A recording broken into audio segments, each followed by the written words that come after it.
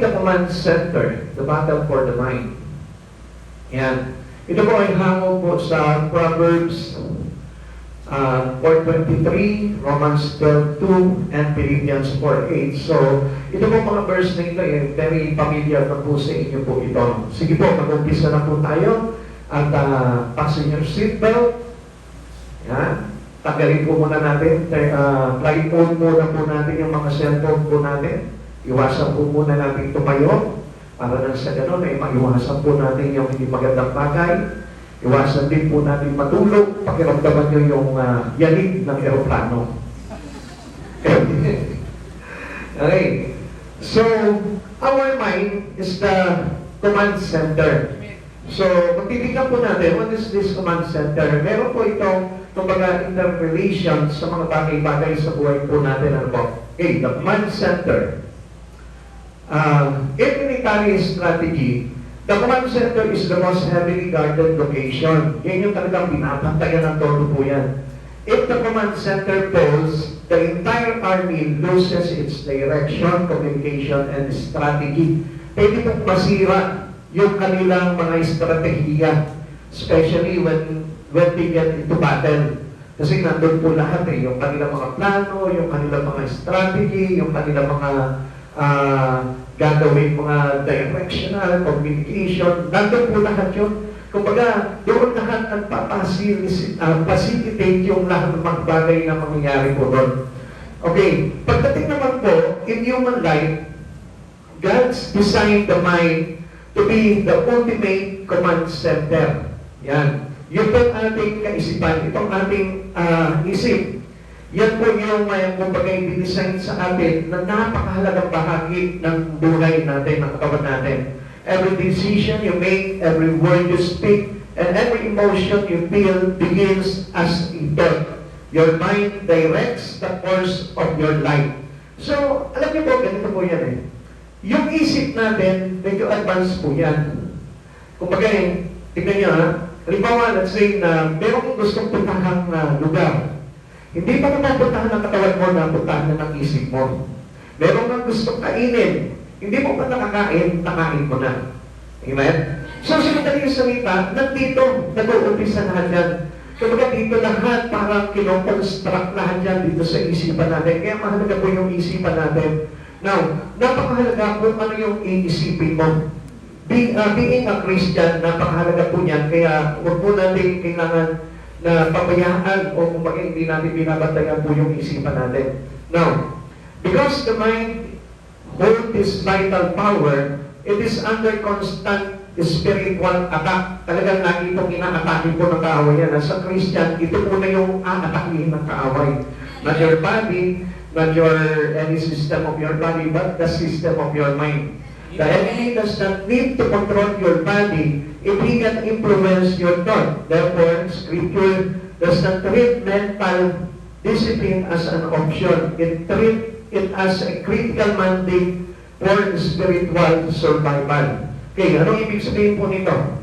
Sabi po dito, hindi na kailangan kontrolin ng kaaway yung katawan mo kung nakokontrol niya naman yung isipan mo.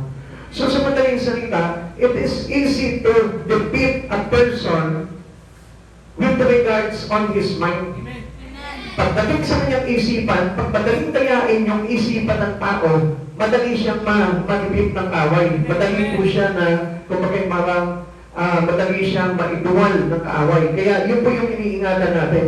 Kaya nga, ito pong ating spiritual, itong ating isipan is constantly attack spiritually.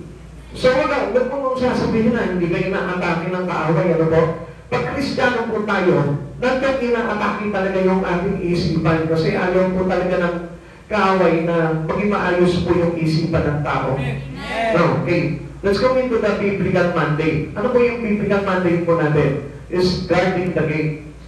Bantayan yung pinakapinto. The mind is out the gate of our spirit. Now, the Bible uses intense defensive language when speaking about the mind. Ano po ba yung sinasabi po dito? Alam niyo po ang Biblia, gumagamit po yan ng matinding mga salita para maipagtanggol niya yung kanyang sariling kaisipan, yung sariling kaisipan ng isang tao. Kaya napakahalaga po nung tinatawag na words of God. Kaya without the words of God, talagang hindi po natin mapapansin kung tama pa ba yung iniisip natin o mali. Kung nasa direction pa rin ba yung iniisip natin o mali. Kaya nga kadalasan without the words of God, alam niyo po ba, madalas napapahamak po talaga yung kalagayan ng isang tao. Kaya nga ang Biblia po, gumagamit po talaga ng matindi at maipagtatanggol na salita ang isang taong sumasampalataya sa ating Panginoon. Now, this is the core command. Sabi po dito, ito po yung unang utos sa atin ng Diyos para maingatan natin yung ating isipan. Proverbs chapter 4 verse 23 warns above all else, sabi po dito, guard your heart, for everything you do flows from it. Ang sabi po dito, pagtayan daw po natin yung ating puso.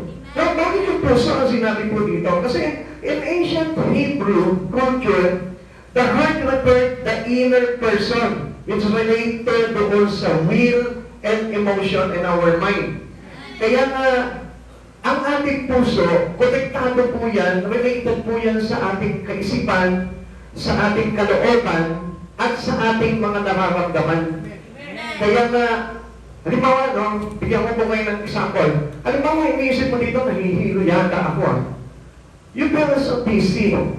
You feel so busy. Why? Kasi yung nilalagay mo, yun yung dinidikta ng isipan mo. Kaya nga, sa military, kapag halimbawa, sinabi po na bumuno sa inyo, nung yung halimbawa, let's say, nandun doon sa command center, sinabi niya na, malapit na tayo matalo. Mawawalan ngayon ng pwersa yung mga lumalaban. Bakit? Kasi, ang alam nila, malapit na silang matalo.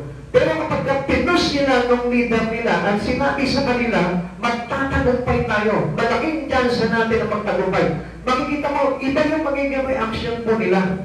Iba yung magiging response ng katawan po nila sa paglaban. Kasi alam nila, mananalo sila eh. Pero pag sinabi na matatalo kayo, iba rin yung magiging response nila. So meaning, what we dictate in our mind, it flows into our action. Yun ang nangyayari sa mga action po natin. Kaya nga, sa Hebrew culture, sa Asian Hebrew culture, yung puso ang basihan ng ating isipan, ng ating kalooban, at ng ating mga nararamdaman. So sabi po sa Tagalog po dito, Kawikaan chapter 4 verse 23, ang puso mo'y ingatang mabuti at alagaan, pagkat iyan ay siyang bukal na buhay mong tinataglay. Itong isipan na ito, pwede kang ibuwan. Itong isipan na ito, pwede kang ipahamak. Itong isipan na ito, pwede kang alisin sa Panginoon. Itong isipan na ito, pwede kang dayain para ikaw ay masa pa-impyerno. Now, ano po ba yung kahulugan po nito? Sa Hebrew po kasi, ganito po ang paliwanag po niyan. It means to watch over, keep, or protect like a person guard the word for heart. Refers to your inner self. Ang tinutukoy po dito yung kaibuturan ng pagkatao natin, which is our mind, our feelings, and your choices. So maging sa pagpili, dito yan. Amen? Amen! Yung pagpili po natin, nag-iisip din yan. Ano ba yung pipiliin ko? Church ba ako ngayon? O dito na lang ako sa bahay? So kung ano yung nagiging very strengthful na pumapasok sa kaisipan mo, yun ang mananalo. Kung ano yung choice mo, yun ang mananalo sa isipan mo at yun yung gagawin mo. It dictates to our mind and it flows into our action. Kaya kung ano yung dinidikta mo dito sa isipan mo, yun yung gagawin ng buong katawan mo. Kapag sinabi mo, matutulog na lang ako, matutulog ka na lang talaga. Amen? Pag sinabi mo, hindi na pwede, mag-worship ako sa Lord, mag-worship ka talaga sa Lord. Kaya nga, better guard our mind. Yan ang ating bigay sa atin ng Panginoon, warning sa atin ng Lord, above all else, guard your heart. Bantayan po natin na maigi yung puso po natin sapagkat nandito yung isipan natin, yung kalooban natin, at yung ating nararamdaman. Tuloy po natin. The priority Now, the praise above all else, sabi po dito, means guarding your mind takes precedence over guarding your wealth, your reputations, or your physical health. Ano po sabi dito? Higit sa lahat, dapat ang priority natin or una sa lahat sa buhay natin is to guard our mind. Better than guarding your wealth, better than guarding your wealth or your reputation or your physical health, mas higit na kailangan yung isipan po natin. Sabagat yung isipan din po natin, yun din yung may kakayanan na magdikta sa atin para mahulay tayo sa Lord. Halimbawa, let's say, hindi ang Diyos ang priority ko. Meron akong ibang priority. So, yun yung dinikta ng isipan mo, kaya gagawin ng katawan mo yun. So, even our spirit, walang magagawa doon. Kasi, better to choose wisely pagdating sa Panginoon. At ang Lord po mismo, binibigyan po tayo talaga ng priority. At ang priority, His work is to guard our heart. Tayo natin yung ating isipan. Now, the consequence, ano po ba yung magiging kahinatnan po nito? Kapag hindi po natin binantayan na magiging yung ating isipan. Your mind is the wellspring, sabi po dito, bukal ng buhay. If the well is poison, pagka nalason po yung bukal na yon, every stream of your life, lahat ng dadali po sa buhay po natin, even into your marriage, your career, your faith, become toxic. So, malalason po lahat ng mga bagay na yun. Pagka hindi natin nabantayan yung isipan natin, pwede maka-apekto sa ating pagiging mag-asawa, sa ating mga career, sa ating pananampalataya sa Diyos. Lahat po ito affected po dito.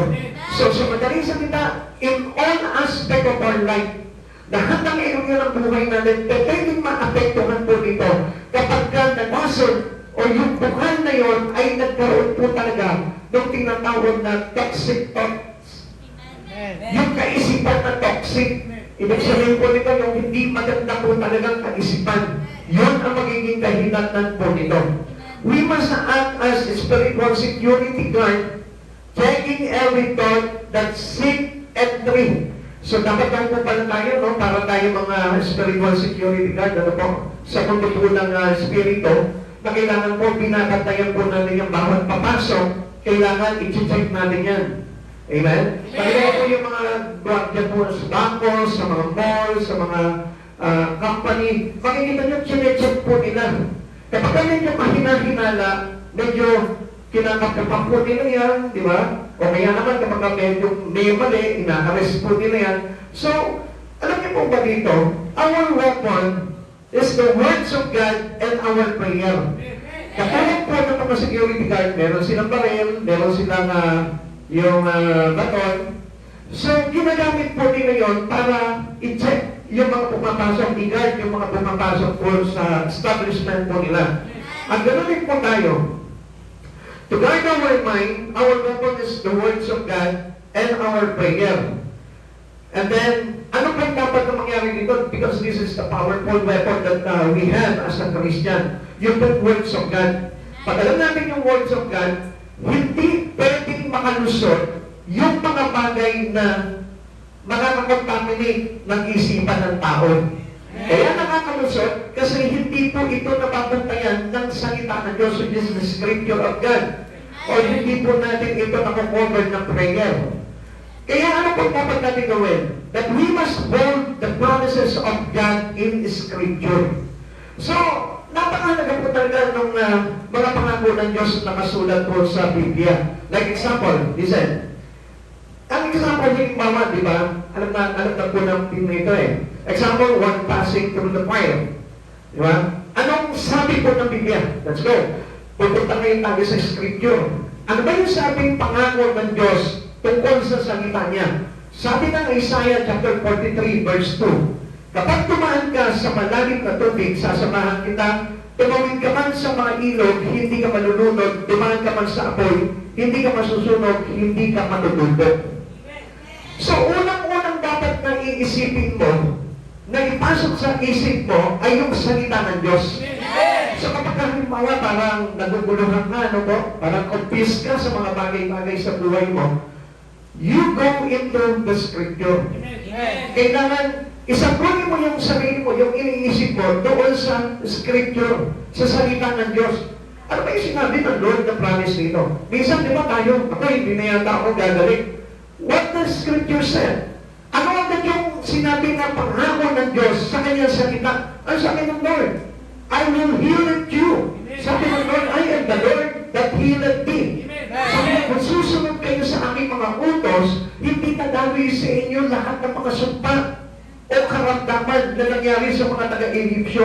So, pangako ng Lord yun.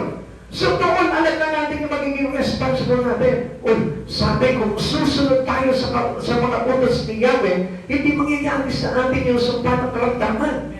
So, this is the one that we dictate into our mind. Ano yun? Yung obedience to God. So, nandun po pala yun, that God is the healer. Yun po pala yung pinaka-maganda doon, na kapag may karamdaman ka, you need to obey God. Kailangan sumunod ka sa mga bagay na pinag-uutos na Lord. Be obedient to God. Because as He promised, He wants us to be obedient to Him. So sabi niya po dito, ito po yung napakaganda eh. Na lahat ng bagay na dapat na, halimbawa, we go into our prayer. We need to guard our mind. Sa pananalangin po natin, kailangan binabantayan din natin yung isipan natin. Hindi yung basta, halimbawa, nagpapray tayo, Lord, pagpalain mo ang buhay namin. Saan nakasulat yun? So sabi ng Lord, nga pala, naisip ko nga pala yung sinabi ng Lord. Sabi niya, my God shall supply all our needs. So, itucheck mo ngayon yun, siya yung provider ng buhay. He is Jehovah Jireh. He is El Shaddai, tayo ay supplier.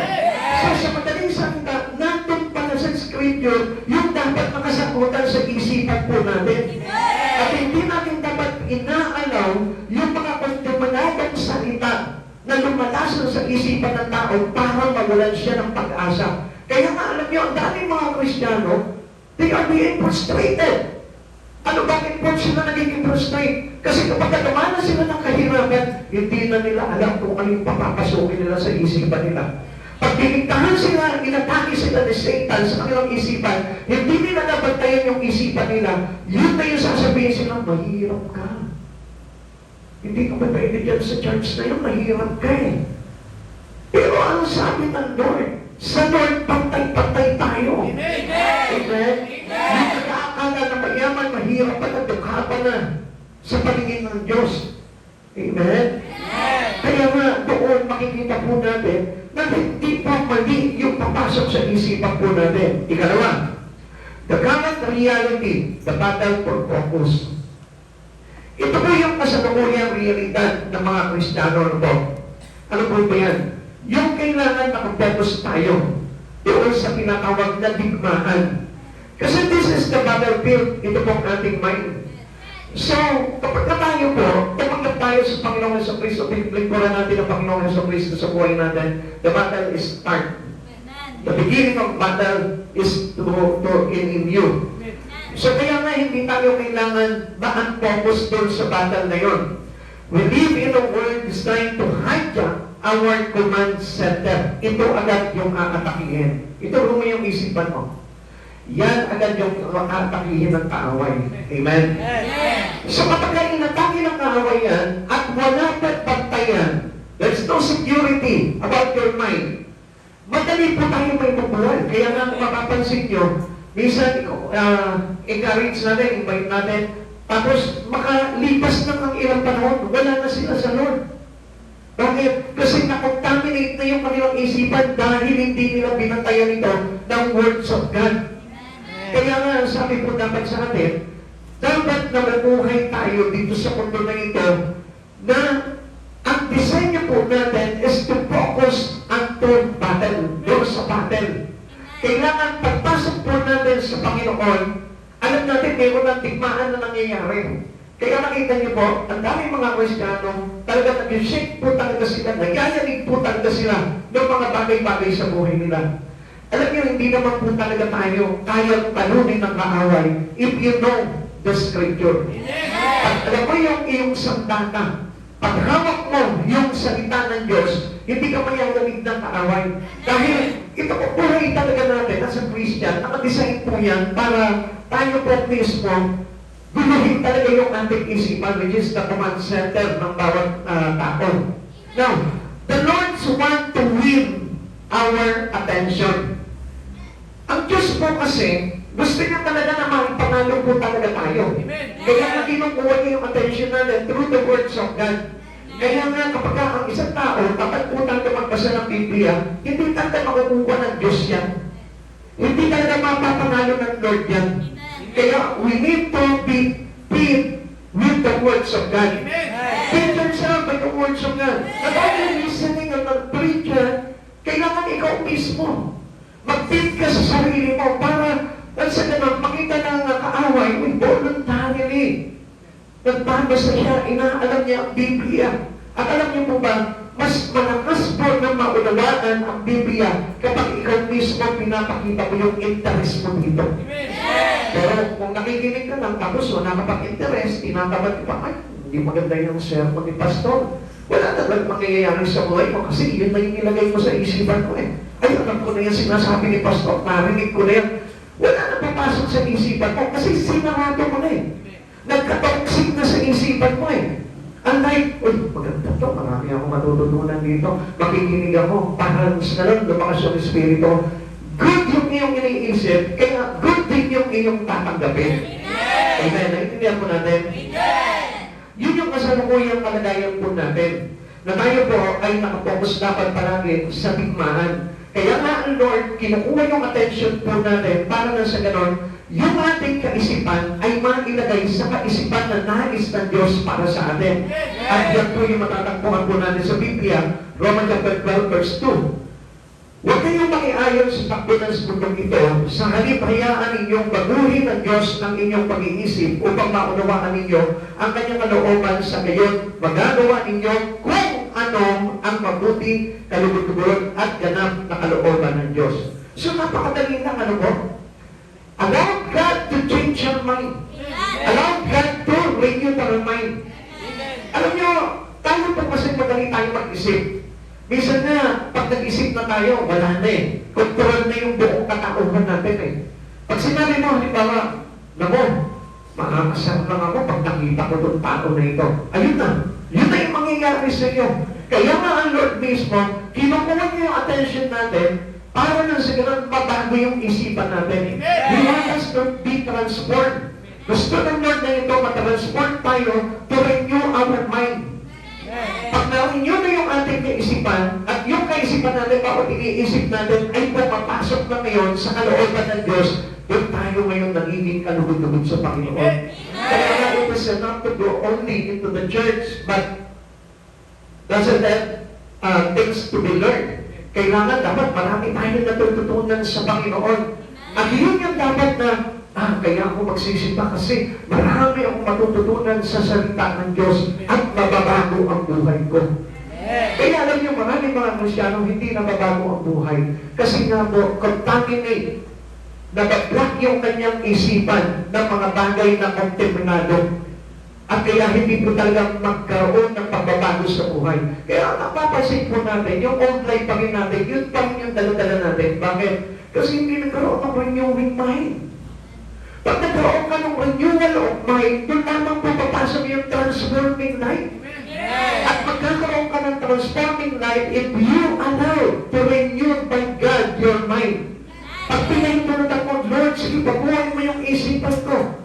At hindi talaga tayo magiging kalugod-lugod sa Panginoon kung hindi natin i-aalaw na pabaguhin ng Lord yung isipan natin.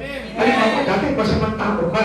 Naku, lalapit ako sa Lord, makikinig ako sa salita niya para na sa ganon, mabago yung buhay ko. Alam niyo, nung araw, ako man po nung araw, ayoko po talaga takapin yung salita ng Diyos. Dami kong bisyo po nung araw. Talagang adik, lasingkero, lahat ng mga bisyo, di ba? Alam niyo po yan. Pero nang nag-decide ako to allow God to renew me or to transform my life, doon nagkaroon ng pagbabago. Dati sabi ko, New Year's resolution ko lang, magbabago na ako, di na ako maninigarilyo, di na ako mag-aadik, di na ako iinom, pero bumabalik-balik lang. Amen? Walang pagbabago. Bakit? There's no renewing mind. Hindi nababantayan ng kaisipan. Kaya kapag hindi mo binantayan ng kaisipan mo, hindi mo na-filter yung kaisipan mo, babalik ka rin doon sa dati mo. Hindi mapabago at hindi ka magiging kalubog-bugod, mabuti at ganap sa harapan ng ating Panginoon. Amen. Now, the influx. Every day, our mind are bombarded by media, culture, anxiety, and comparison. Ito ba yung laging tumadaloy sa isipan natin? Ito ba yung tumadagsak? Amen? Ito po yung laging tumadaloy sa isipan natin. Kaya nga kumisan, ang tao po talaga, pag hindi niya nabantayan po ito, hindi niya po na-filter yung mga dumadaloy na yan, talagang wala, contaminated na talaga, polluted na talaga yung isipan mo, hindi mo na maaayos yun.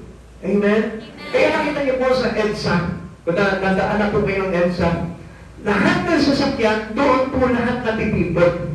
Kasi yan yung kumagay parang sentro. Lahat ng mga taga Rizal, lahat ng mga taga Antipolo, lahat ng mga taga Marikina, lahat ng mga taga Fairview, Caloocan, Novaliches, lahat doon po yun, papuntang Makati po lahat yun. At doon po lahat natitipon yung sasakyan, kaya hindi po nila mabantayan yun. Bakit? Kasi polluted na talaga, contaminated na talaga ng mga sasakyan. Hindi na po nila mapipigilan yun sa dami po talaga ng mga pumapasok na sasakyan po doon. Now, ganoon din po sa araw-araw, parang yung isipan natin parang EDSA. Traffic palagi. Dahil marami po mga kontaminadong salita, kaisipan, o mga bagay-bagay na iniisip at pumapasok sa isipan ng tao. At yan nga po yung mga bagay na ito, yung anxiety, yung pagiging comparison, yung media, culture, yan po yung laging umaatake po sa atin. Kaya nga yung cellphone natin, sometimes it made us bad or sometimes it gives you good. Pwede pa maging good yan, pwede magiging bad yan. Kaya nga pipiliin mo kung ano yung papasok sa iyo dyan. Kaya nga, laging may dumadaloy dyan, laging may dumadaan sa isipan natin yan, at hindi natin maiiwasan yan. Kaya nga dapat, sabi ng Lord, above all else, that was the warning of God, guard your heart. Pagkayan natin yung ating mind. Now, the strategy. Tignan nyo kung minsan, alam nyo, ang kala natin, ganito anong kaaway, ano po? So, ang strategy po ng kaaway yan, the enemy rarely destroy a Christian life overnight. Hindi po sa buong magdamag. Amen? Kundi, sabi dito, instead, he uses the trip-by-trip method of distraction, compromise, and negative self-talk. Mayat-maya po yan. Bawat isip mo yan, may kasabay na pangit po dyan. Amen? Kaya kung hindi mo napapansin, kaya nga kapag ang isang tao, marumi po yung isipan niyan, marumi ang puso niyan. Walang magiging malinis na puso sa isang tao kung marumi palagi ang isipan niyan. Kaya makikita mo ang isang tao, makita mo, di ba parang galit sa mundo, galit sa tao, galit sa mga bagay na ginagawa niya. Bakit? Kasi hindi nagkaroon ng tamang pag-iisip. Alam niyo, ang kaaway, bihira na po tayo sisirain ng kaaway, yung buhay po ng mga Kristiyano, sa isang gabi lamang po. Dahil kung ganun po yung kalagayan po ng isang tao, tapos na. Amen? Pero hindi magawa po ng kaaway yun because of our God. Kaya ang gagawin ng kaaway po, hinay-hinay lang. Unti-unti lang. Yung minsan, absent ka sa church, pero sa mga susunod niya, madalas na. Hanggang sa mawala ka na. Parang ganun naman po yun. Yung minsan, bibigyan ka lang ng katamaran niya sa pagbabasa ng Bible. Sa mga susunod niyan, wala na talaga. So, ganun po ang kaaway. So, ibig sabihin po niyan, unti-unti lang. Now, the result, tingnan natin. Ang magiging result po nito, an unguarded mind quickly becomes a playground of what? Fear, bitterness, and lust. Kaya kung ano-ano na yung pumapasok dyan, nagkakaroon ka na ng takot sa buhay, nagkakaroon ka na ng mga kabiguan, kapakitan ng buhay, at mga pagnanasa na kung saan makasalimutan at makakasira ng talaga ng buhay mo. Kahit na hindi na i-dictate ni Satan sa isipan mo yung gagawin mo. Because hindi mo napantayan yung isipan mo, kaya mangyayari na to, natural mind mo na yun. Yung mag-isip ka palagi ng masama. Bakit? Kasi hindi na po tayo nababantayan ng matinding sandata ng salita ng Diyos. Kaya nga, ang plano ng Diyos sa atin is to defend us. Kaya kapag wala tayo sa Panginoon, who will defend you? Sino po yung mag-filter ng isipan ng tao? Wala. Kaya nga, it is better to submit our life to God. And you choose to surrender your life to Jesus. Para na sa ganon, nababantayan niya po lahat ng mga bagay na papasok sa isipan mo at ipapaalala niya sa iyo, ito yung masama, wait mo yan. Ito yung mabuti, papasukin mo yan. Ito yung makakabigay sa iyo ng buhay na walang hanggan, tanggapin mo yan. Sasabihin sa iyo ng Lord yun, hihimay-himayin para sa iyo ng Panginoon yun. Why? Because God will guard our mind. Kaya nga lang, ikaw mismo. Dapat ikaw mismo yung decided to guard it too. Ikaw mismo dapat dinidesign mo. Papuntayan ko na yung isipan ko. Hindi na ako magpapapasok ng mga masamang salita.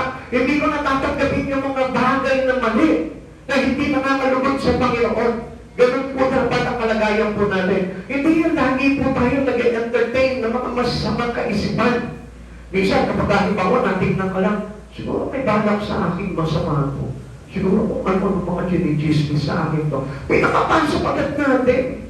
Amen? Tinatanggap agad ng ating ano, nagtatransmit agad dito sa isipan natin. Bumubuo na agad ng kasamaan, pumapasok sa puso natin. Kaya tayo nagkakaroon ng tinatawag na evil heart. Kaya ang tao nagiging masama. Dahil kung ano yung pumapasok sa isipan niya, yun yung nailalagay sa puso niya at yun yung nagiging siya. Kaya nga, sabi nito, if you leave the doors to your command center wide open, you allow the world to dictate your peace, your joy, and your destiny.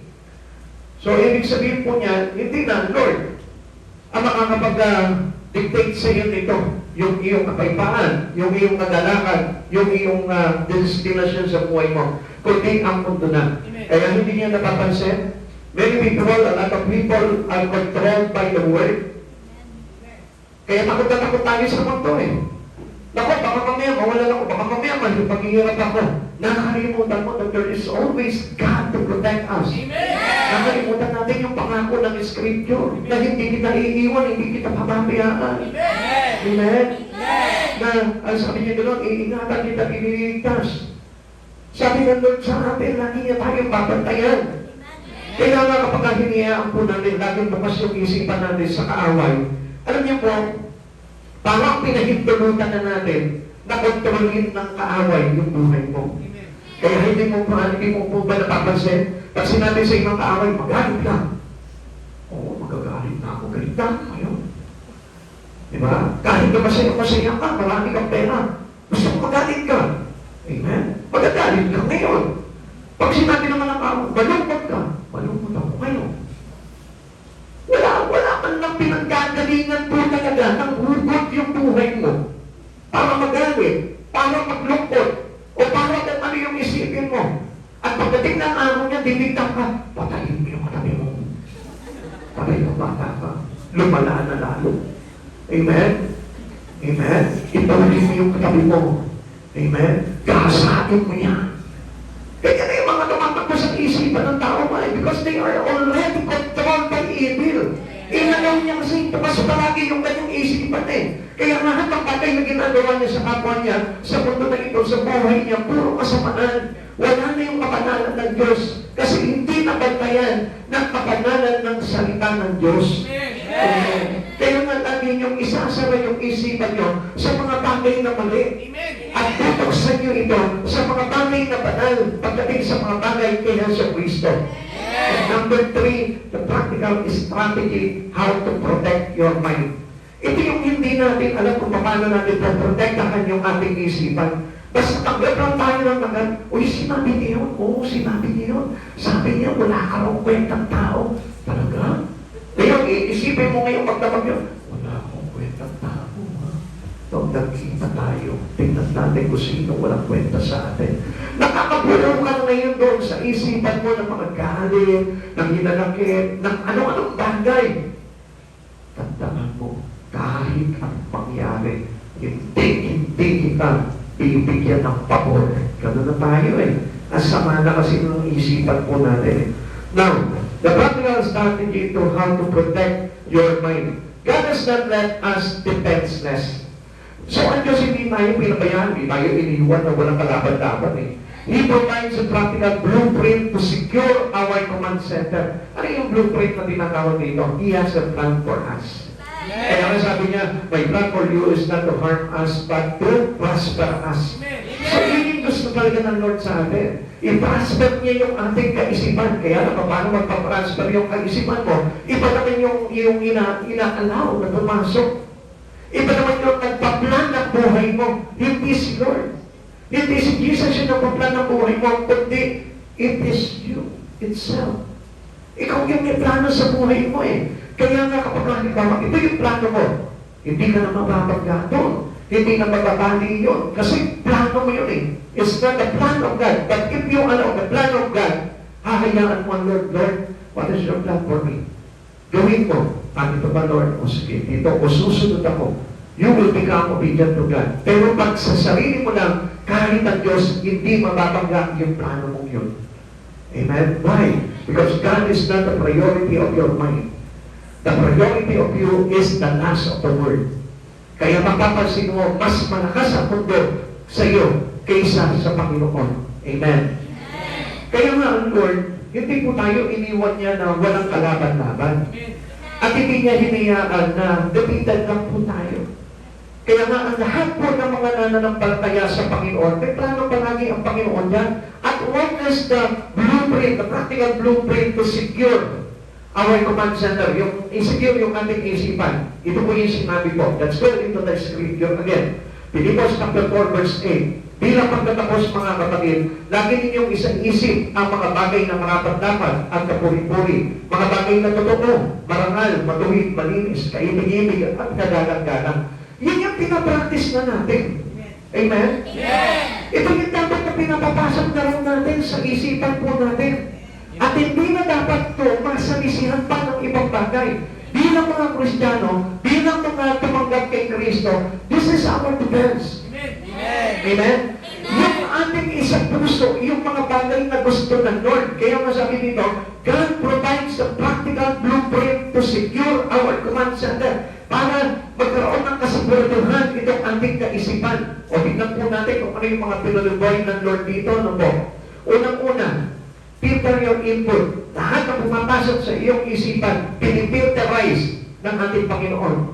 Kaya nga, ang sabi ng Lord po sa atin, yung ating kaisipan na dapat maging naman ng ating isipan, yung mga bagay na karapat-dapat na puri-puri, mga bagay na totoo, marangal, maluwid, malinis, kaibig-ibig at kagalang-galang. So, ngayon, ang Diyos ngayon, yan yung pinrovide sa atin for us not to be defenseless. So, sabi dito, you cannot complete stop negative thoughts from knocking on your door, but you do not have to invite them in for dinner. Sabi niya gano'n. Di ba? Sabi niya, hindi mo lubos na mapipigilan po talaga yung mga negatibong kaisipan na kumakatok po sa pintong anak ng ating kaisipan. Ngunit hindi mo naman kailangan na papasukin dito at hiyayain mo mag-dinner. Amen? Di ba? Kung minsan nga tayo because we are widely open. Kaya anong ginagawa mo? Instead na to push them out of your house, out of your mind, ang ginagawa mo, hindi ka maupo ka muna, kumain muna tayo. Nagkapi ka na ba? Tayo, magkapi tayo. Ine-entertain mo Amen? Kaya kapag nakikita mo, ito na si Mari, Mari, may narinig akong chismis kahapon. Meron daw sinabi sa iyo yung isang kumari natin. Ang sama. Ano kaya gagawin mo ngayon? Papapasukin mo sa isipan mo ngayon, entertain mo ngayon. Ano yung magkapi tayo? Kaya ikaw, yun yung affected ngayon sa'yo, yung kaisipan mo na contaminate na nung karamihan na pinapasok mo sa isipan mo. Kaya nga sabi po sa atin ng Lord dito, do not entertain yung mga unwanted thoughts na inilalagay po sa atin ng kaaway. Lahat tayo eh. Kumbaga lahat, sige lang eh, pinapapasok natin eh. Pag sinabi ni sabi nung kapitbahay natin, pangit ka. Ganun ba? Sinabi niya talaga yun? Oo. Ganun talaga yun eh. Talaga mas maganda ang paningin sa akin nun eh. Hindi na nagsabi ng mabuti sa akin. Ina-entertain namin, pinagtabi mo.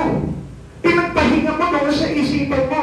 Kaya tuloy, yun yung sumisira ngayon ng kaisipan mo. Hindi na naging pag-inis yung kaisipan mo. Hindi na naging karapat-dapat, hindi na naging pag-inis, hindi na naging busilak yung kaisipan mo. Kaya nga, dapat, kapag kami narinig yung ngayon, hayaan mo na lang. Let Him out to God. Mahala ang Lord doon. Basta ang mahalaga dito, peace of the world. Amen? Ito po lagi, peace of the world na palagi po tayo. Sabi po ng Philippians chapter 4 verse 8, di ba? Bilang magtatapos ang mga kapatid, lagi ninyong isa-isip ang mga bagay na karapat-dapat. Ano raw? Karapat-dapat, kapuri-puri, mga bagay na totoo, marangal, matuwid, maginis, kaibig-ibig at kagalang-galang. Ito lang yung ipapasok natin sa isipan natin. Pag nakita mo, wala po dito. Huwag mo lang entertainin. Pagka hindi mabuti, hindi ka puri-puri, hindi nakalulugod, hindi matuwid, hindi marangal, huwag mo na papasukin sa isipan mo kung talagang iniingatan mo yung iyong puso na naging Kristo. Amen. Kaya nga, alam niyo po, si Paul gave us a strict filter. Ano po raw sabi niya po dito? Is it true? Is it noble? Is it pure? Is it lovely? Yun naman po yung dapat. Pag wala po dito, yung inilalagay sa isipan mo, huwag ka na mag-isip. Sarado mo na yung isipan mo. Close mo na. Hindi ako open ngayon. Amen? Ganun po palagi tayo eh. Kapag meron yung nag-aalat na sandali. Hindi yata ito totoo. Hindi yata ito marangal. Hindi yata ito talagang malinis. At hindi yata ito kaibig-ibig. Huwag mo na papasukin. Amen? Eh minsan tayo nga po, kahit na wala dito, pinapapasok natin. Basta may masagdag lang tayong chismis. Amen? Alam niyo, parang tayong downside. Parang yung isipan ng tao, parang payatas. Parang smoky mountain. Kung natatandaan niyo yung mga tambakan ng basura na yun. Amen? Parang ganun yung isipan natin. Lahat ng basura ng mga tao, nandyan. Pati yung basura sa media, pati yung basura sa news, pati yung basura na nasasagap natin sa cellphone natin, pinapapasok niyo sa isipan po ninyo. Na dapat po talaga malilinis lamang na bagay yung pinapapasok natin, yung mga marangal, totoo, malinis, matuwid ka ibig-ibig sa Panginoon. Yun ang yung dapat. Amen?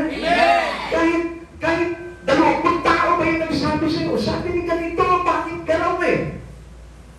Huwag mo nang entertainin nyo kasi makakasira talaga ng iyong malinis at busina na pamumuhay sa Panginoong Heso Kristo. Kaya nga, do not allow those things. Be strict to filter what comes inside your mind. If a thoughts or media source does not pass this test, it has no business occupying space in your command center. So sabi po dito, kung ang isang isipan daw, or yung pinagmumula ng mga informasyon na pumapasok sa isipan natin ay hindi pumasa dito sa mga pagsusuri na ito, wala itong lugar sa iyong kaisipan dapat. Amen? Huwag mong bibigyan ng buwang sa isipan mo.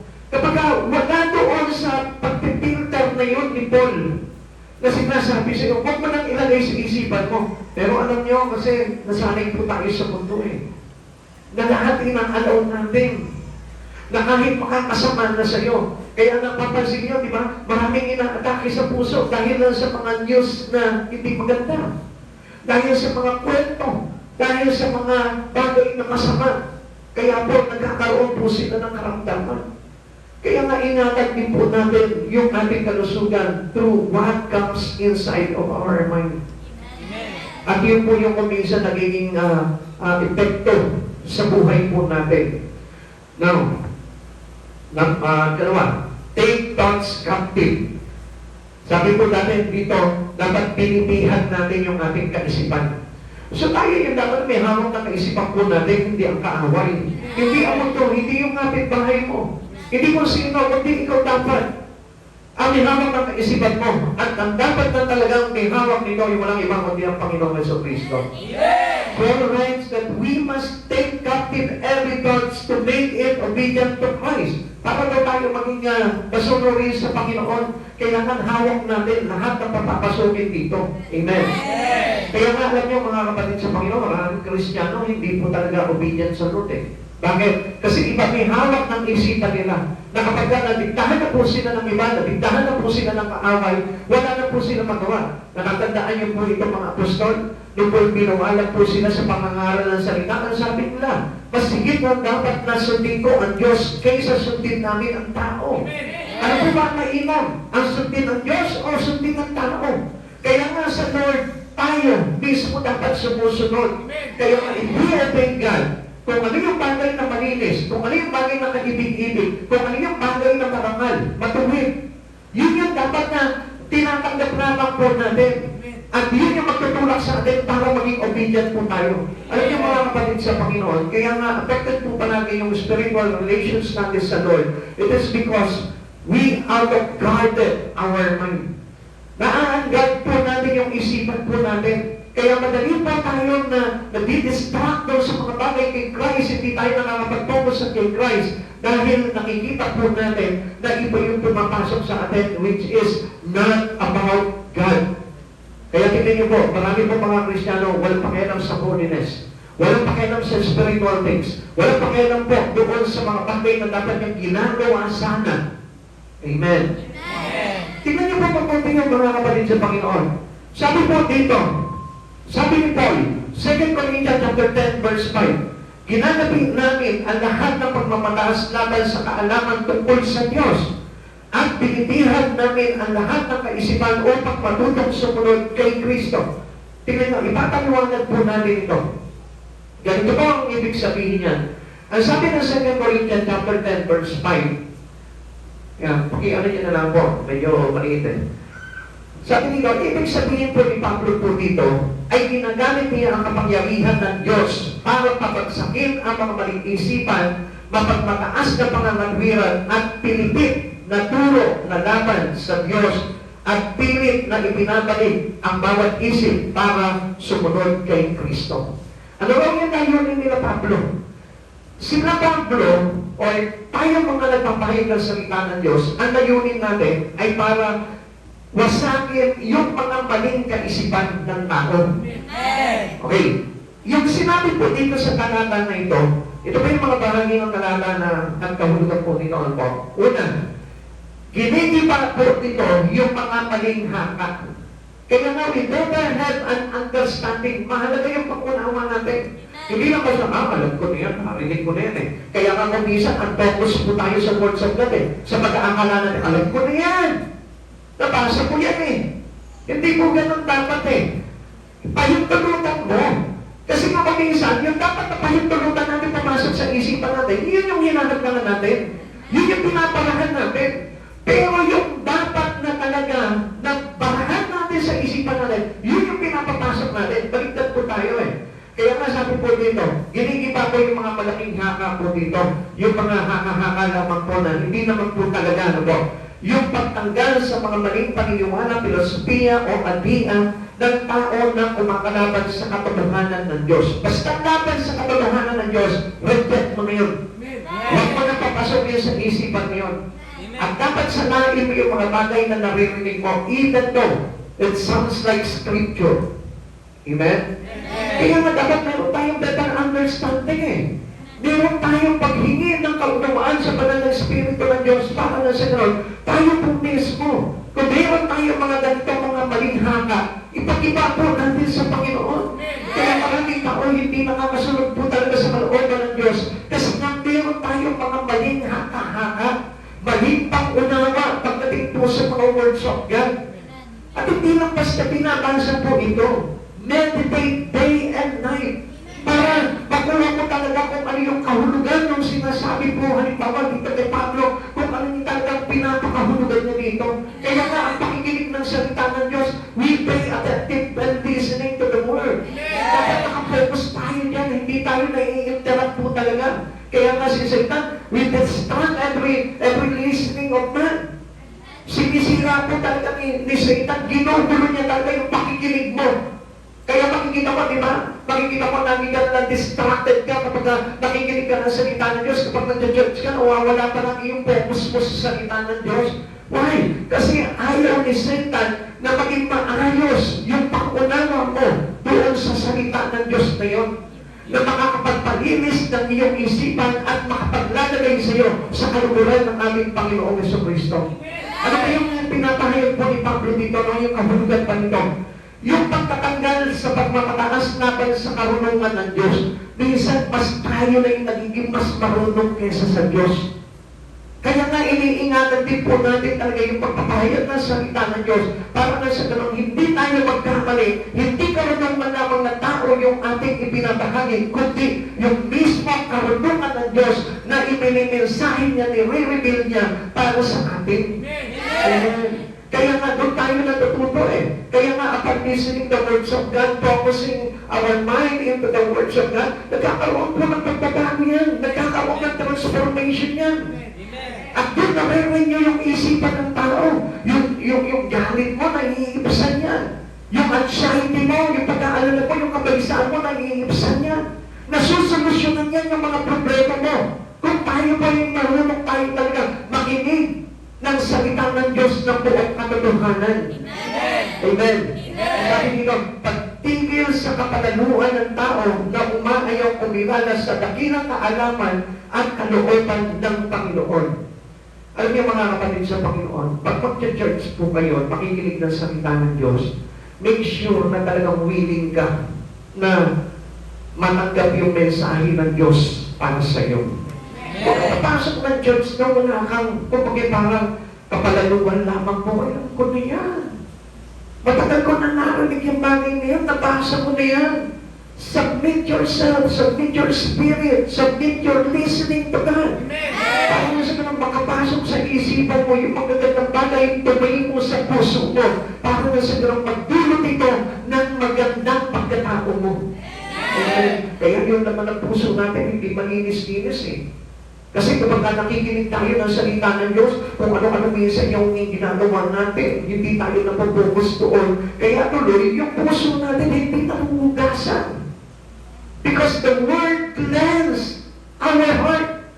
Ano sabi doon? Mula sa puso na nananalig sa akin ay dadaloy ang tubig na nagbibigay buhay. Dito lang ito sa kanyang puso. Kaya kapatid sa Panginoon, yung salita ng Diyos, kapag in-intake natin yan, yan yung na-impact po sa isipan po natin, yung puso natin lumilinis. Kaya tingnan mo, kapag hindi ka nakikinig ng salita ng Diyos, ang dumi-dumi ng puso mo. Puro ka galit, puro ka pag-aalala, puro ka takot. Yun na lang yung laging naiisip mo, yun na lang laging laman ng puso mo. Kaya hindi mo maibigay ng todo yung buhay mo sa Panginoon. Ito ba yung kahulugan po nito? Yung pagbibihag sa isip patungo sa pagtalima kay Kristo. Pag-akay sa ating mga iniisip at desisyon na maging tapat, sunod-sunuran, at naglilingkod kay Jesucristo. Kaya kung mapapansin po natin, ano po, parang ang hirap magdesisyon ng mga tao even though they are Christians already and accepting God already in them. Ang hirap pa rin po nila mag-decide. Hindi pa rin sila sumusunod sa Panginoon. Hindi pa rin po sila nagiging tapat sa Panginoon. Ayaw pa rin po nila paglingkuran ng Lord. Bakit? Kasi very limited yung pagpasok ng malinis na salita ng Panginoon, yung banal na salita ng Diyos sa puso po nila. Kaya kapatid sa Panginoon, pag inalaw mo, yung talagang bagay na minimensahe ng Lord sa buhay mo sa pamamagitan ng salita niya, lilinis ang isip at puso mo at buong katauhan mo, magsusuko talaga ng buhay sa Panginoon. Amen. The Word can transform our life. Yung dating buhay po natin, wala kang kwenta-kwenta, nakita niya, nagkakaroon ng saysay. Yung dating patapunan, nagkakaroon ng kahulugan yung buhay niya. Yung dating parang sirang-sira na yung buhay mo, it will become restored again. Kaya nga mga kapatid sa Panginoon, through the words of God, nililinis tayo sa pamamagitan ng salita ng tubig. Kaya nga sabi nila, do not passively accept every thought that pops into your head. Basta kung anong lang yung nagpap sa iyong isipan, papatuloyin mo na yun sa iyo. Amen? Dapat po yan, laging binabantayan po natin yan. Sabi dito, arrest thoughts of insecurity, anger, and temptation. Bihagin mo yun. Dakipin mo yun. Huwag mong pabayaan na makalusot sa isipan mo yun. Kaya nga, alam niyo po, dapat nga po, meron tayong detaining center eh. Amen? Kung meron ka ng isang tao, hindi na dito. Pagka may mas mapapasok na isip sa akin, sa'yo na lang. Hindi gano'n, ano po, ipagod mo na lang. Do not accept those parang mga kaisipan na kung saan naglalagay po sa atin ang insecurity, anger, and temptation. Measure them against the Word of God. Sabi po dito, ano po, tingnan nyo. If the thought says, you are failure, counter it with scripture that says, you are more than conqueror. Kaya nga you must know the words of God eh. Pagka napakalimitado lang ang pangunawa mo at pagkakaalam mo sa mga salita ng Diyos, hindi mo talaga alam yung pagdamaya ng kaaway. Madadaya ka ng kaaway sapagkat ang kaaway, basta niya po talaga ang salita ng Diyos. At kaya niyang gamitin counterfeit sa iyo po yung salita ng Diyos. Kaya kung ako sasabihin, ano pa kapag sinabi niya, you are weak. No! God give me strength. Pag meron ako mga temptation, pag meron ako mga kalaban, binibigyan ako ng Lord ng lakas. Amen? Kaya nga sabi niya gano'n, those who wait upon the name, upon the Lord shall renew their strength. May pinakako sa akin ng Panginoon eh. Sa pamamagitan ng Diyos, pagpapalipagod na kasi po. Sa pamamagitan ng Yesu Cristo, He gives me strength. Ang daming pangako ng Lord, kailangan naman po, marunong tayong mag-counterfeit na lahat ng mga ini-inject sa isipan natin ng kaaway. Amen. Kaya kapag nakikita mo na, sandali, makaka-apekto to, makakasama sa akin ito mga pinapasok sa isipan mo to. Bantayan mo, i-reject mo yun, refuse mo yun. At sabihin mo, no! Huwag ka magpumasok dito sa isipan ko, hindi kita pinapayagan. Dahil meron akong salita ng Diyos na pinanghahawakan. Yun yung katibayan na tayo po ay talagang nagtatagumpay, more than conqueror nga po tayo eh. Kaya nga po, sige po ha, sabi po ng Romans chapter 8 verse 37, hindi sa lahat ng mga ito, tayo'y lalong higit at magtatagumpay sa pamamagitan niya na nagmamahal sa atin. Alam niyo po ba, sabi po dito, tayo ay minamahal ng Panginoong Yesus na binibigay po sa atin ng Diyos. Kaya, ang Diyos nito, si Jesus po mismo, no? Siya yung umibig sa atin. At itong nagmahal sa atin ng Diyos sa pamamagitan ni Yesu Cristo, galing po yan sa Ama. Ibinigay sa atin. Now, tingnan nyo ha, kung nasa sa atin si Jesus, sino ang magtatagumpay sa atin? Kaya nga, we are more than conqueror. Na sa lahat ng mga pagdurusa, sa lahat ng mga alalahanin, sa lahat ng mga pag-iikaso sa buhay, ang Diyos pagkakagumpayin tayo. Kaya nga, dapat lagi lang namin kasama si Jesus. True means what? Yung salita niya, kailangan nagpasok sa atin. Hindi mo pwede sabihin, kasama ko ang Diyos, wala ka namang Bible verse na nalalaman. Hindi ka naman nagbabasa ng Bible. Wala nakatatak sa puso mo na salita ng Diyos. Kaya nga, God is always with us. Kung dala-dala po natin yung kanyang salita. Kaya nga dapat laging carry po natin yung words of God. Kung gusto mo magtagumpay, if God is with us, who can be against us? And that was the promise of the Scripture. Amen? Kapag tayo po ay sinasamahan ng Diyos, sino makakalaban sa atin? So meaning, dapat filled by the words of God yung ating mind and heart. Filled it with the words. Huwag katabayan na walang naman po salita ng Diyos yung isip mo. Huwag katabayan na walang naman yung puso mo ng salita ng Diyos. Sapagkat hindi ka makakapagtagumpay sa labanan mo sa kaaway kung wala yung salita ng Diyos sa puso po ninyo. Amen. And number 3, we program the system. Ito yung ginagawa sa atin ng Lord. Ito yung practical that provides God para na sa gano'n, hindi tayo maging defenseless. Sabi po dito, do not copy the behavior and customs of this world, but let God transform you a new person by changing the way you think. Alam niyo, para kung para tayo mabago, ano po? Huwag natin kopyahin yung mundo. Kundi dapat po pala, hayaan natin ng Diyos na baguhin yung buhay natin. Kaya nga, Paano tayo babaguhin ng Lord? Kailangan baguhin niya yung kaisipan po natin. Alam niyo, ang gusto talaga ng Lord, yung sistema ng buhay natin mabago. Kaya sabi niya po sa atin, do not conform to the pattern of this world. Romans chapter 12, verse 2. Huwag kayong makiayon sa takbo ng mundong ito.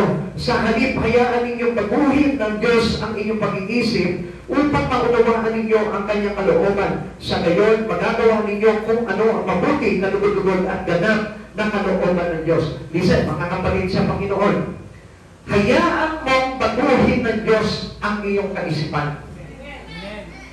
If you want transforming life, kung gusto mo talaga magbago yung buhay mo, pahintulutan mo ang Diyos na baguhin yung isipan mo.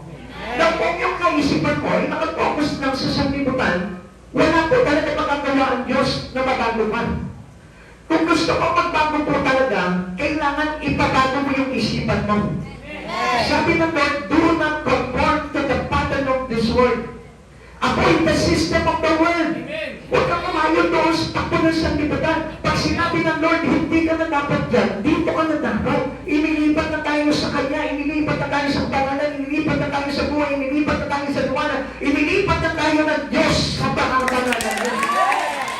So, hindi na po tayo sa mundo. Na kapag nagbalik tayo doon sa mundo, yung pagbabago na naganap sana sa atin, hindi magaganap. Amen? Amen. Kasi we are new creation. We have a new life in Christ Jesus. So, kaugnayan po ng ating pinag-usapan dito as a Christian, dapat hindi na po tayo namubuhay sa old pattern ng buhay natin. Kasi nandun lahat eh. Doon sa lumang pagkatao natin, without transforming life, nandun lahat yung kasamaan mo, yung dating identity mo, na dating makasanlibutan, yung dating pagnanasa mo ay nasa sanlibutan, nandun na yun doon sa old pattern mo. Kaya yung system of the world, you will reject it already. Tanggalin mo na yun, reject mo na yun, and then grow inside the holiness of God. Ipasok ka na doon sa kabanalan ng Panginoon ngayon, which is a new life. Kaya kung hindi natin iaalala yung bagay na yun, at sige, patuloy ipangin po tayo doon sa mga bagay. Kaya kung hindi nyo napapansin, many people have an interest to the holiness of God. Eh, ang sabi ng Bible pa naman, walang makakakita sa Diyos kung walang kabanalan. Walang nakakapasok sa kaharian ng Diyos kung wala yung kabanalan at katwiran. So, hindi po natin ito matataktuhan sa mundo. Because the world is contaminated by sin. Kaya nga kung papansinin po natin, yung isipan po natin para po yung mundo ng araw. Na kapag dinrate mo na, ginuho ka niyang mundo, magtatayo ang Diyos ng panibagong mundo. A new heaven and new earth. Na hindi na po ngayon na paghaharian ng kasamaan. Hindi na napapagharian ng kahirapan. Hindi na napapagharian ng mga bagay na wala sa katwiran ng Diyos. Yung isipan po natin, ang Lord, nag-create ng panibago po yan. Yung dating kaisipan po natin, binago ng Lord yan by renewing our mind.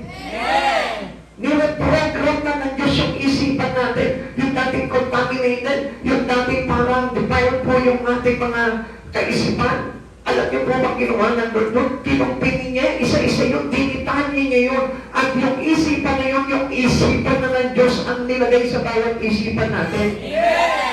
You cannot empty your mind. You must replace the bad with the good. Sabi po sa atin. Kaya nga, if you allowing God to renew your mind, huwag mo na papahintulutan yung mga masama. Huwag mo nang papapasukin kapag halimbawa, mayroong mga ino-offer sa iyo o Satan or ang mundo na ito na kasamaan, reject it. Even though it seems look great into your eye, pero makakasama naman po sa isipan mo, huwag mo nang papasukin po yun.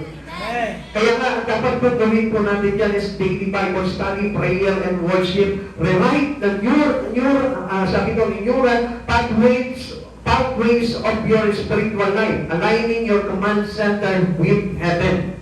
So dapat daw yung ating kaisipan nakaalay na po sa mga bagay na makalangit. Amen. Ang tanong dito, ilang taong ka ng Kristiyano, pero ang kaisipan mo ba'y nakaalay na sa kalangitan? o nandito pa rin nakatuon sa mga bagay na mga sanlibutan.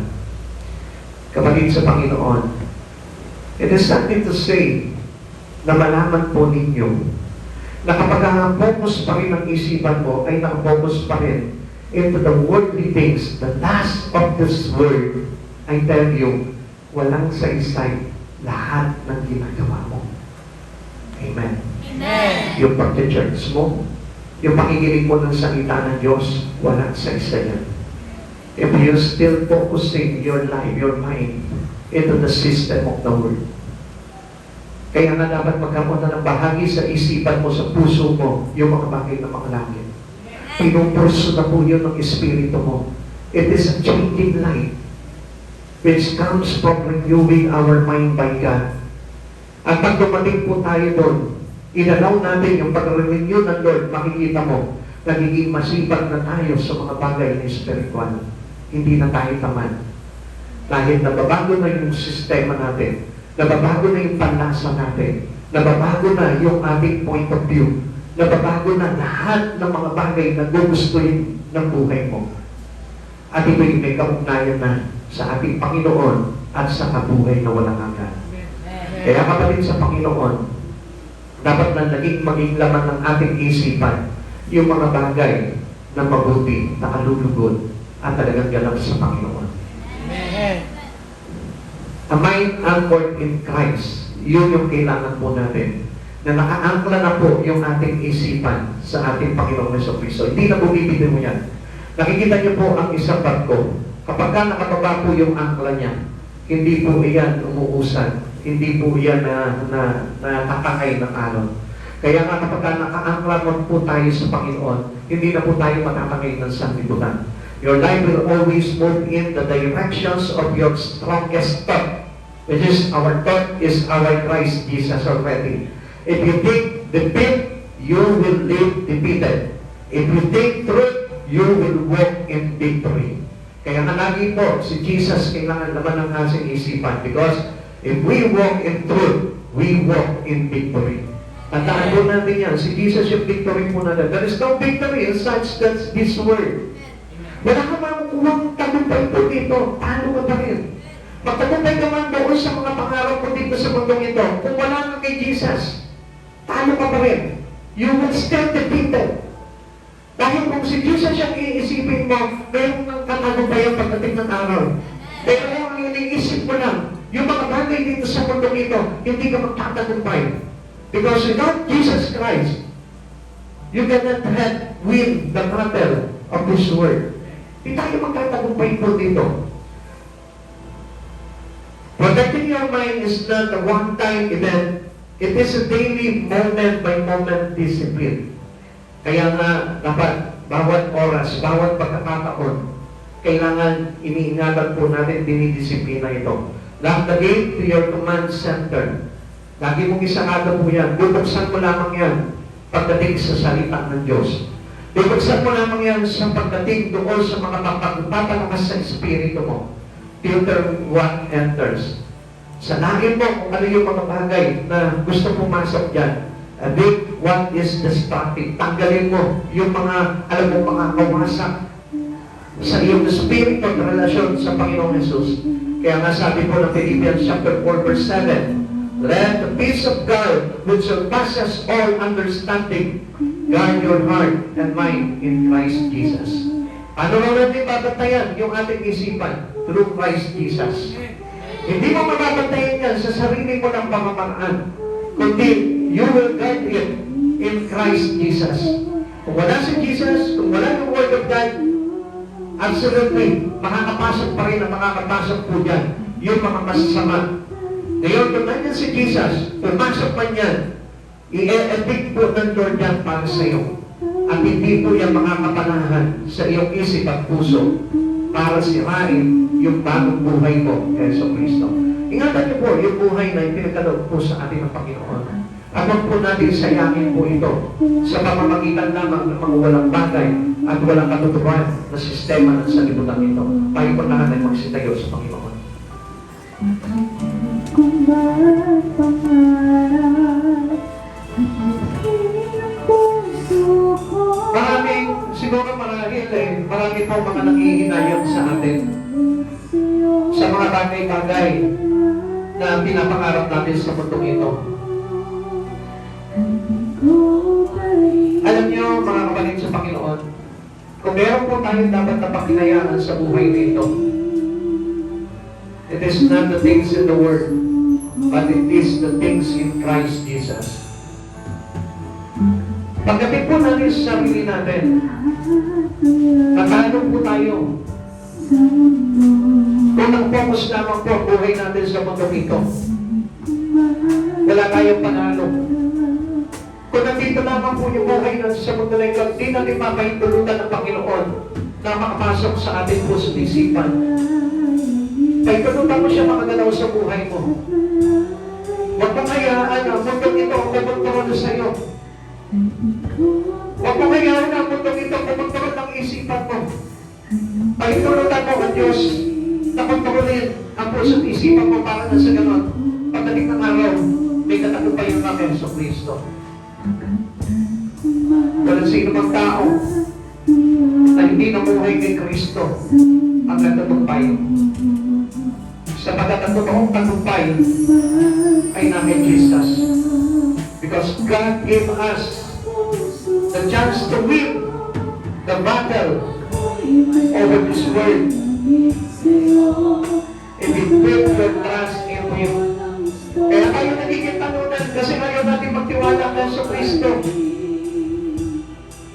Ayaw natin pagkatiwalaan siya na kaya niyang ibigay sa atin ang lahat. Natatakot tayo. We get into the fear. Natatakot tayo maghirap sa mundong ito. Natatakot tayo mawala ng trabaho. Natatakot tayo na hindi tayo makapag-aral. Natatakot tayo sa mga bagay-bagay about this world.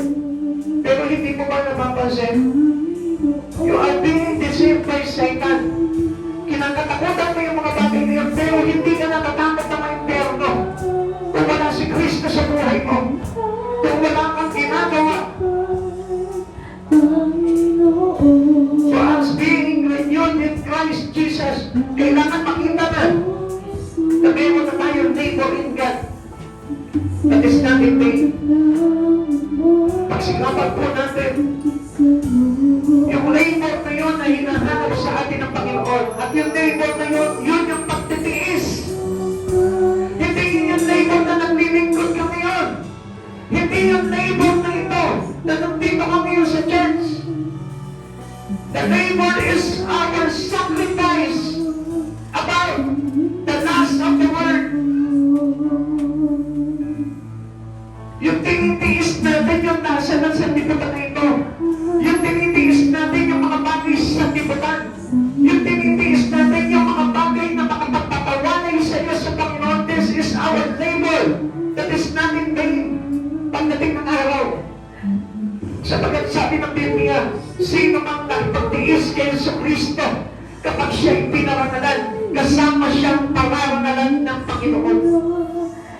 Kapatid sa Panginoon, we need our sacrifice. At yung sacrifice na yun ay yung hindi mo mag-conform sa kapag ito. Yung hindi mo pakikisa sa mga bagay na mga sanlibutan. Yung hindi mo pakikisa sa sistema ng sanlibutan.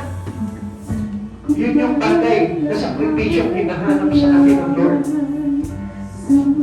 Although hindi natin maiiwasan yung mga bagay na yun, pero nire-reduce natin dapat ito. At hindi ginagawang pahingganan, kundi iniiwasan. Sapagkat ang isang bagay na makasasama sa iyo, kung hindi mo iiwasan, hindi ito mawawala. At magdudulog ito ng bagay na masama sa buhay mo. Subalit kung alam mo na makakasama sa iyo ito, kapag iniwasan mo ito, magdudulog sa iyo ng kapagihan sa buhay na ito at magdudulog sa iyo ng buhay na walang hanggan. Unawain mo ang araw na ito, kapatid. Before you react and getting mad about this teaching, unawain mo muna magpaulit-ulit kung ano ba talaga ang tinuturo ng Diyos para sa mga tao. We get our attention. Gusto ng Lord makuha niya yung ating attention nadidiligid sa ating isipan na lahat ng tao nakapokus sa mga bagay sa lipunan at wala na halos kay Hesus Kristo. We have a little time that we can give it to God. Kung mapapansin po natin, napakaliit na po ng oras na binibigay natin sa Lord. And still, yet, at focus pa rin po tayo sa Kanya. Alam ko, marami po na hindi naunawaan ng mga bagay na ito. Siguro ang sasabihin po ng iba, naunawaan naman ako ng Diyos.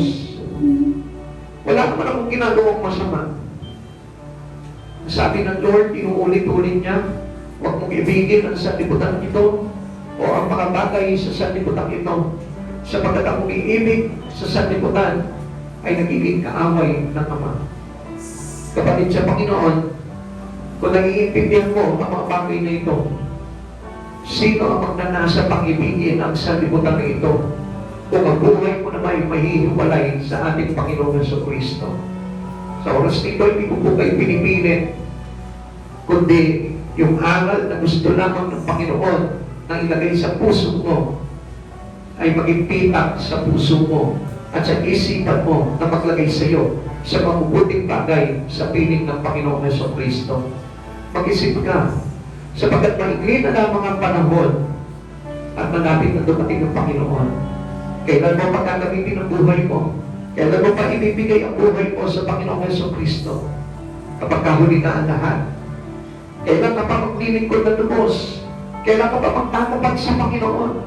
Kapag wala ng panahon, kapatid sa Panginoon, the grace of God is now. He offered it already to you. If you want to take it, sa'yo na ito. Pero if you want to reject it, sayang. Mag-iinayang ka pagdating ng araw. Sapagkat ang Diyos na mismo ang nag-aalok sa iyo ng kaligtasan. At sa pamamagitan ng kanyang salita, ito yung salita ng kaligtasan na gusto niyang mangyari sa buhay mo. He gave all the instruction for us, the children of God, to be saved pagdating ng araw. Nasa atin na po yun. Tatanggapin po natin or i-refuse po natin ito. Pero mga kapatid, maghinayang po tayo. Tanggapin natin kung ano man yung mga bagay nito sapagkat alam natin na hindi po ito talagang kawili-wili pagdating sa ating laman sapagkat sinusupin ng Diyos ang ating laman upang nang sa ganun, pagdating ng araw ay hindi po tayo mabuwan. Kapatid sa Panginoon, grab this opportunity. And this opportunity is the opportunity to be with God, to be with Jesus someday in His kingdom. Tayo po'y manalangin sa Panginoon. Ang maraming Diyos, maraming salamat po sa gabing ito, Lord. Naway mapulutan po namin ang maunawaan ng lahat ng bagay na itinuro mo, God. Lord, magsilbing liwanag sa aming isip at lahat ng ito, God, upang matanggap po namin ang mga bagay na kapuri-puri, bagay na parangal, matuwid, kaibig-ibig, at talagang ganun sa iyo, Panginoong Jesus. Panginoong Jesus, patuloy po namin hinihiling sa iyo, God, na bigyan mo po kami ng karunungan sa mga bagay nito, Lord. Tagalin mo, Panginoon, ano man yung mga bagay na naglalagay sa amin sa katuwirang mali na laban sa katotohanan ng Panginoon. Kaya mo mahayag sa amin ang todo ang katotohanan na mula sa Lord, mula kay Kristo Jesus, upang magkaroon kami, Panginoon, ng tagumpay. Sabi mo, Panginoon, we are more than a conqueror, O God. Lord, if we are living in truth, O God, Lord, magtatagumpay kami. Sabi mo, Panginoon, if God is with us, who can be against us? We are more than a conqueror, O Lord. Pero, papaano kung ang mundo ang nasa amin, O God, at hindi si Kristo? Magtagumpay po kaya kami. Ulitin ko, sa oras nito, Lord, dalangin ko na maunawaan po namin yung sinabi mo, if God is with us, who can be against us?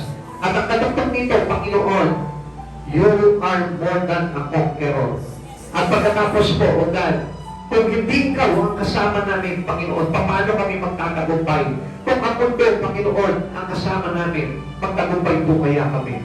Panginoon, sa oras nito, Lord, bigyan mo ng liwanag sa isipan ng bawat isa ang mga bagay nito, Lord. At mapagnilay-nilayan po nila ito, Panginoon, bago sila matulog, O God, upang makita nila, Panginoon, kung saan po ba talaga dapat magtagumpay ang isang tao sa mundong ito, O God. At tingnan po natin at makita po nila, Panginoon, kung ano po yung dapat na mapagtagumpayan po namin. Maraming salamat po, dakilang Diyos. Pagpalain mo po ang bawat isa, Panginoon, at hayaan mong hindi sila magkulang, Panginoon, sa lahat ng kanilang mga pangangailangan. Ingatan mo po ang bawat kalusugan. Ingatan mo po, Panginoon, ang bawat kaganakan, kapayapaan, ay hindi manakaw ng kaaway, O God, at hindi mapuntas sa liputan ito, Lord, kundi manatili lamang sa iyo, Panginoong Jesus. Maraming salamat po, Panginoong Jesus. Ingatan mo po kami sa aming pag-uwi, sa aming mga tahanan, maluwalhati mo kaming ihatid, O Lord, upang makita namin, Panginoon, na kapag ikaw ang Diyos na aming kasama, Panginoon, taglay namin ang buong kapangyarihan at pwersa ng sanlangitan. At kasama natin ang mga mandirigmamong anghel sa langit na hahawi ng aming mga daraanan. Salamat po, dakilang Diyos. Pagpalain mo po, Panginoon, ang vision ng church na ito, Lord. Pagpalain mo po ang church na ito at ang bawat nangangasiwat, nangangalaga, Panginoon. Hayaan po, Panginoon, ang mundad sa pagpapanang espiritual, ang mundad sa pagpapanang material, pinansyal, at sa lahat ng aspeto ng buhay, O God. Hayaan mo, pagpalain mo, sisikling din ito maapaw na pagpapala, Panginoon. At pagpalain mo ng pusong ganap, Panginoon, at kaisipang wagas na nasa sa iyo po lamang, Panginoon, sealed and secured by your holy presence, O God. Maraming salamat po, dakilang Diyos. Sa iyo po namin ibinabalik ang lahat ng kapurihan karangalan sa tanging pangalan mo po lamang in Jesus' name. Amen and amen. God bless you all po. Pagpalain po tayong lahat.